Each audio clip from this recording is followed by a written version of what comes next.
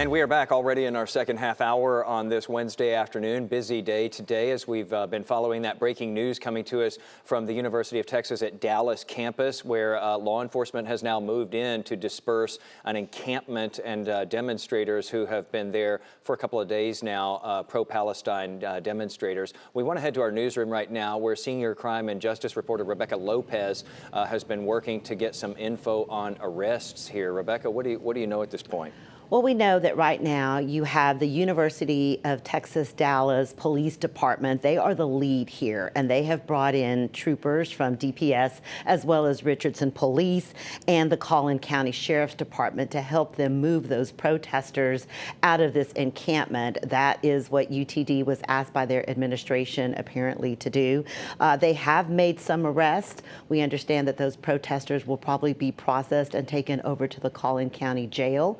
This is in Collin County. Again, there have been multiple arrests. We don't know at this time how many. And right now what they're trying to do, I am told by sources there, that they are trying to de-escalate the situation. They do not want this to get more aggressive where you would see officers moving in with tear gas or anything like that. So they're just trying to hold the line until they can clear this area out, because that is what's been asked of them by the administration, is to clear that encampment, and in some cases they are going to have to make some arrests in order to clear the campus, and that is what we are being told right now. Again, their whole idea right now is to just clear them out, but not to become more aggressive. As we've seen in some campuses across the nation, we have seen tear gassing and violent clashes between police and protesters. They do not want that to happen here. And so I'm told that they're simply going to hold the line there until they can disperse this crowd. Rebecca, we know that these things can turn very quickly, especially when they start to get kinetic like this and tear down the encampment and so forth. But at this point, anyway, it seems like both sides are being pretty measured. They're separated by that, what looks like kind of a barricade there. And it seems like law enforcement and the protesters are sort of carrying on, doing their own thing, obviously aware of each other and you know, maybe hearing it a little bit from each other, but sort of carrying on doing their own thing. Yeah, and it always looks intimidating too when you see a line, especially of, you know, troopers, and it looks like they're in their riot gear and in their crime response teams, and you see the military type vehicles go in, but that is more sort of as a backup. And also they are showing force to say, hey, listen, we are going to clear this out. We are going to be here. Do not try to breach this line or you will be arrested. But I was talking to some people at the scene and they're told, look, we are just trying to hold the line, de-escalate the situation so it doesn't get out of hand, and if necessary, we will make arrests if people try to breach those police lines and barricades. Yeah, and it looks like these officers are, and troopers as well, are trying to get in and out of there. Rebecca, I was kind of stunned at how quickly they were dismantling that encampment, and now you see them bringing in trucks to sort of load them up and get that stuff out of there and almost make it like that encampment never existed so that they can get out of there. Yeah, you know, I saw earlier from the chopper where it looked like they were kicking some stuff around and just throwing stuff that were in those tents and whatever was left behind by the people that are on that campus. Now, some of them may be students, but as we've seen also across the country and other protests, that a lot of the people that are protesting may not be students, and that's where the administration is drawing the line. We are not going to allow protesters, at least that is what this administration is saying, to just come in and take over this campus.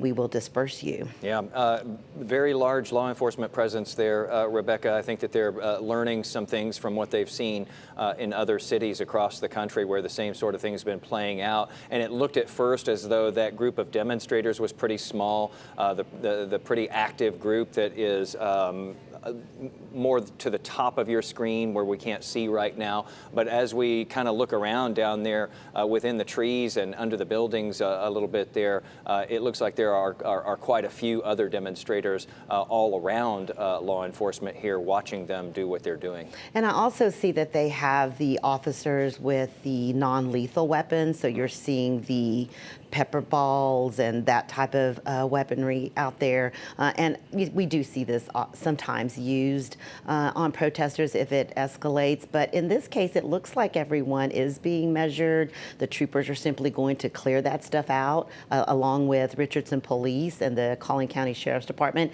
and UTD. Remember, again, UTD does have its own campus police. They are in charge. They're making the decisions on who's being arrested and who's being processed and what they're being arrested for. That's all going to be an investigation conducted by the University of Texas Dallas Police Department. They do have their own police force.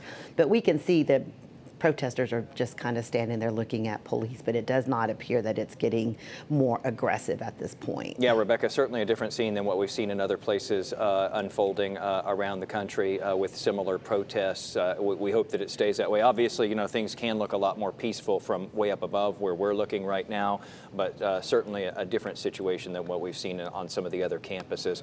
Rebecca, thanks for bringing in the added info there. That really fills in some blanks for us. Let us know if you hear anything else. We'll bring you back in here.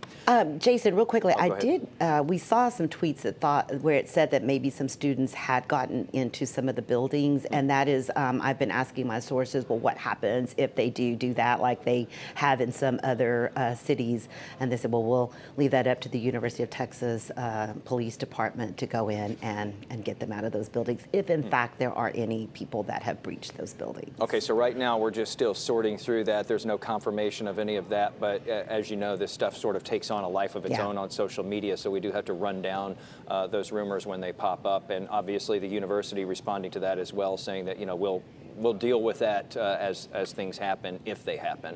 So Correct. yeah, if you hear anything else on that front either, holler, we'll get you back on here. All right, thank you. Rebecca Lopez there in the newsroom.